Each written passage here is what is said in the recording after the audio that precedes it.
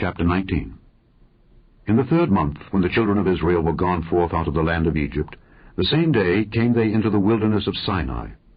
For they were departed from Rephidim, and were come to the desert of Sinai, and had pitched in the wilderness. And there Israel camped before the mount. And Moses went up unto God, and the Lord called unto him out of the mountain, saying, Thus shalt thou say to the house of Jacob, and tell the children of Israel, Ye have seen what I did unto the Egyptians, and how I bare you on eagles' wings, and brought you unto myself.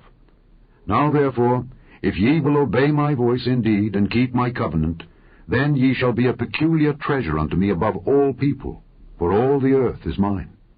And ye shall be unto me a kingdom of priests, and an holy nation. These are the words which thou shalt speak unto the children of Israel. And Moses came and called for the elders of the people, and laid before their faces all these words which the Lord commanded them. And all the people answered together and said, All that the Lord hath spoken we will do. And Moses returned the words of the people unto the Lord.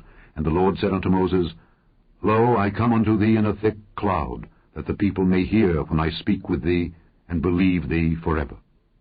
And Moses told the words of the people unto the Lord. And the Lord said unto Moses, Go unto the people, and sanctify them today and tomorrow, and let them wash their clothes, and be ready against the 3rd day. For the 3rd day the Lord will come down in the sight of all the people upon Mount Sinai.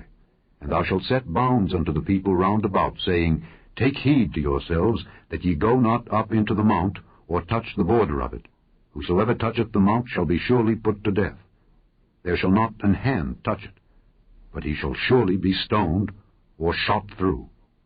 Whether it be beast or man, it shall not live. When the trumpet soundeth long, they shall come up to the mount. And Moses went down from the mount unto the people, and sanctified the people, and they washed their clothes. And he said unto the people, Be ready against the 3rd day. Come not at your wives.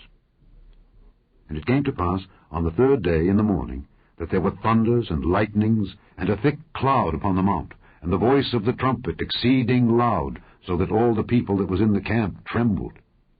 And Moses brought forth the people out of the camp to meet with God, and they stood at the nether part of the mount. And Mount Sinai was altogether on a smoke, because the Lord descended upon it in fire, and the smoke thereof ascended as the smoke of a furnace, and the whole mount quaked greatly.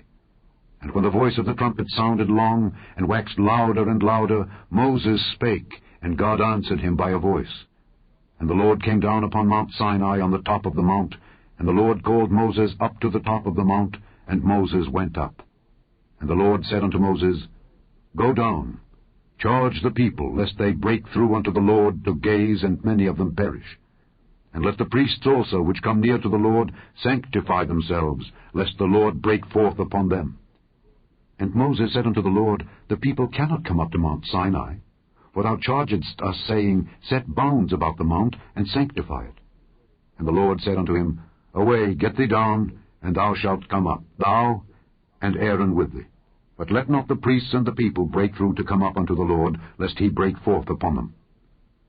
So Moses went down unto the people, and spake unto them. Chapter 20.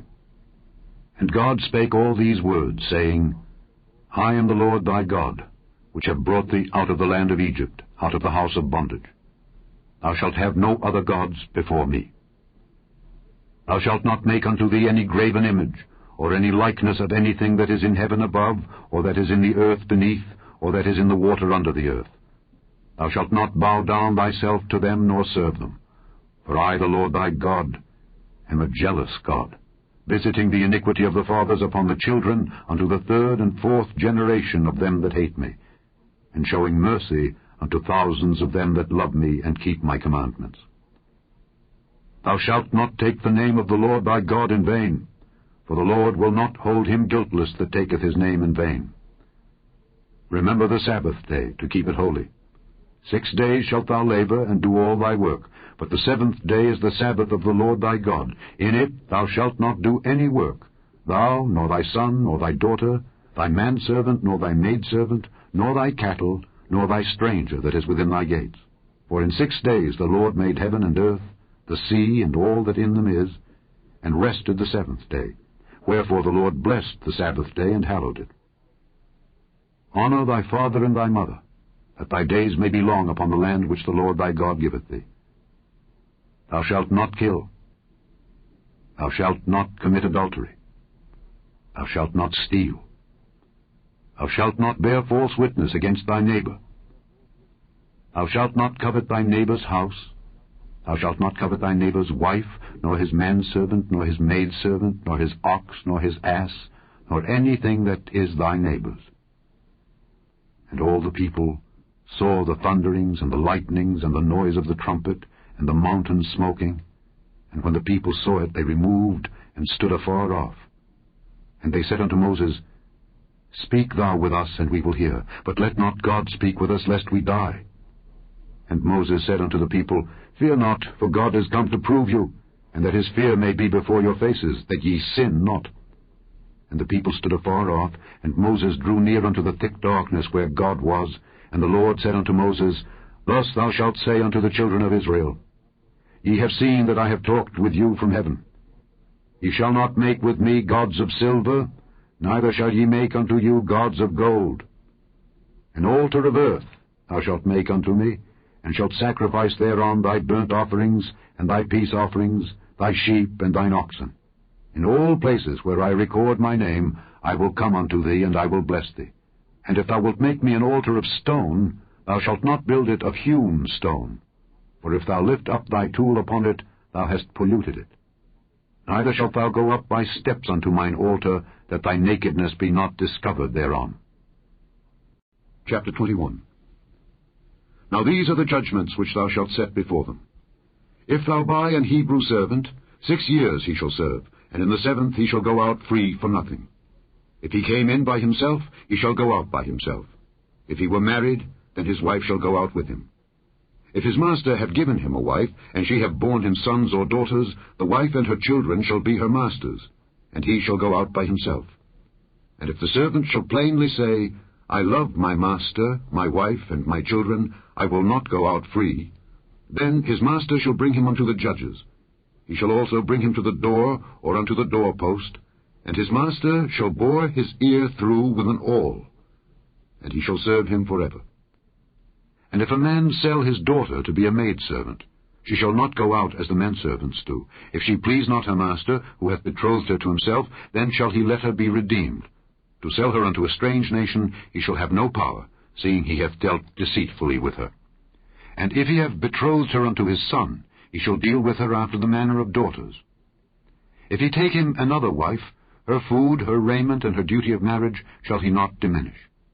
And if he do not these 3 unto her, then shall she go out free without money. He that smiteth a man so that he die shall be surely put to death. And if a man lie not in wait, but God deliver him into his hand, then I will appoint thee a place whither he shall flee. But if a man come presumptuously upon his neighbor to slay him with guile, thou shalt take him from mine altar, that he may die. And he that smiteth his father or his mother shall be surely put to death. And he that stealeth a man and selleth him, or if he be found in his hand, he shall surely be put to death. And he that curseth his father or his mother shall surely be put to death. And if men strive together, and one smite another with a stone or with his fist, and he die not, but keepeth his bed, if he rise again and walk abroad upon his staff, then shall he that smote him be quit. Only he shall pay for the loss of his time, and shall cause him to be thoroughly healed. And if a man smite his servant or his maid with a rod, and he die under his hand, he shall be surely punished. Notwithstanding, if he continue a day or 2, he shall not be punished, for he is his money. If men strive and hurt a woman with child, so that her fruit depart from her, and yet no mischief follow, he shall be surely punished according as the woman's husband will lay upon him, and he shall pay as the judges determine. And if any mischief follow, then thou shalt give life for life, eye for eye, tooth for tooth, hand for hand, foot for foot, burning for burning, wound for wound, stripe for stripe. And if a man smite the eye of his servant, or the eye of his maid, that it perish, he shall let him go free for his eye's sake. And if he smite out his manservant's tooth, or his maidservant's tooth, he shall let him go free for his tooth's sake. If an ox gore a man or a woman that they die, then the ox shall be surely stoned, and his flesh shall not be eaten, but the owner of the ox shall be quit. But if the ox were wont to push with his horn in time past, and it hath been testified to his owner, and he hath not kept him in, but that he hath killed a man or a woman, the ox shall be stoned, and his owner also shall be put to death. If there be laid on him a sum of money, then he shall give for the ransom of his life whatsoever is laid upon him. Whether he have gored a son or have gored a daughter, according to this judgment shall it be done unto him. If the ox shall push a manservant or a maidservant, he shall give unto their master 30 shekels of silver, and the ox shall be stoned. And if a man shall open a pit, or if a man shall dig a pit and not cover it, and an ox or an ass fall therein, the owner of the pit shall make it good, and give money unto the owner of them, and the dead beast shall be his. And if one man's ox hurt another's, that he die, then they shall sell the live ox, and divide the money of it, and the dead ox also they shall divide. Or if it be known that the ox hath used to push in time past, and his owner hath not kept him in, he shall surely pay ox for ox, and the dead shall be his own.